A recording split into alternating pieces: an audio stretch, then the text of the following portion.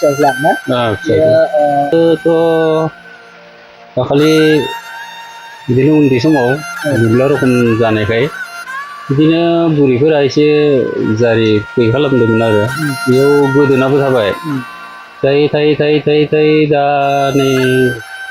बैसोआ 7 बोसोर जाबाय आरो बे 7 बोसोर समाव माने नैबावैसो ओंखारगारबाय ओंखारनायाव थाबनो आल्ट्रासाउन्ड खालामहैबाय माबा माबि साननानै जानाय नंलालै होननानै आल्ट्रासाउन्ड खालामहैबाय आरो आल्ट्रासाउन्ड खालामहैनायाव ओंखारबाय माने किडनिकानो हामखाया मुलि सुलिबो हरखायाखै ओमफ्राय आरो बेलेग डाक्टरनावबो इनावबो सोंना नायबाय बेबो एखेखौनो बुंदों माने मेडिकेल कलेज आसाम मेडिकेल कलेजाव लिरना हरखादों माने डाइरेक्टनो पेडियाट्रिक सार्जारि होननानै बेयाव लाना थांबाय आरो 11 अक्ट'बर बैसोआ बेसेसो बैसो 7 बोसोर फरायबाय दंमोन 2 थाखो क्लास 2 फरायदों 2 थाखोआव फरायदों दायो आदैमोना मा खालामलायो रायजोनिफ्राय मा होनदो आसाम सरकारनिफ्राय मा अनसुंथाइ सरकारनिफ्राय बिदिनो मोनोब्ला अनसुंथाइफोर मोनोबा दा गथ'नि बेमार नायनोबो फैसा आखायाव जेबो गैथारला हिसाबै एसे गरसे गरनै अनसुंथाइ सोरबाफोर अननानै हरोबा गथ'खौ बेमार नायनायाव बेखौ रायजो राजाफोरा बिदिनो अनोबा माने गरसे गरनै हरनानै बे गथ'नि थाखाय हरबा फोथांनो हागोन बायदि साननानै माने हरोबा मोजां मोनगौमोन आरो बिदि आरो दा न'खरावबो गैथारा बे हिसाबै दा बेखौ अपारेसन खालामनो बेसेबां रांनि गोनांथि जागोन गोनांथियाथ' दाखालि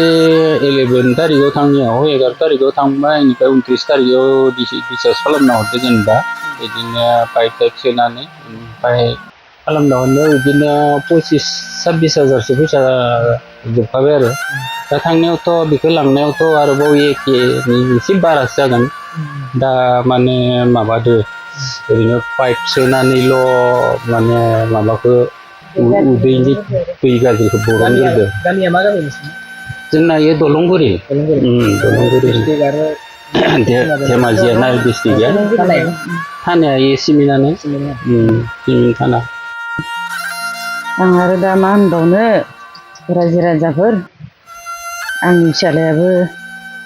दा फरायफुनायमोन दा आरो बेमाराबो जाना फैबाय बिफायाबो बेमार किडनिनि अन्थाइ जाना दं दा गथ' सासेखौ बेमार आजार नायनोबो फैसाबो थाखाबो गैला हा हुआबोथ' मालायनि हायावसो थानाय जादों हायाबो गैया दा बेनि थाखायनो एसे सहायखौ लुगैदोंमोन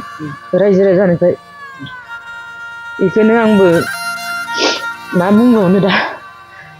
साननोनो सानख'नो हायाखै माने दा हौवायाबो दा फारसेखै जेबो मावनो हाला उफायानो गैला माने बेनि थाखायनो दा आङो अनसुंथाइखौ माने रायजोनिफ्राय लुगैदों आङो गथ'खौ माने फाहामनो बिराद नाजाबाय दं दा मोनसे गिदिर अपारेशननि थाखाय दंबावो माने मोनसेयाथ' खालामखांबाय बेनि थाखायनो जाबाय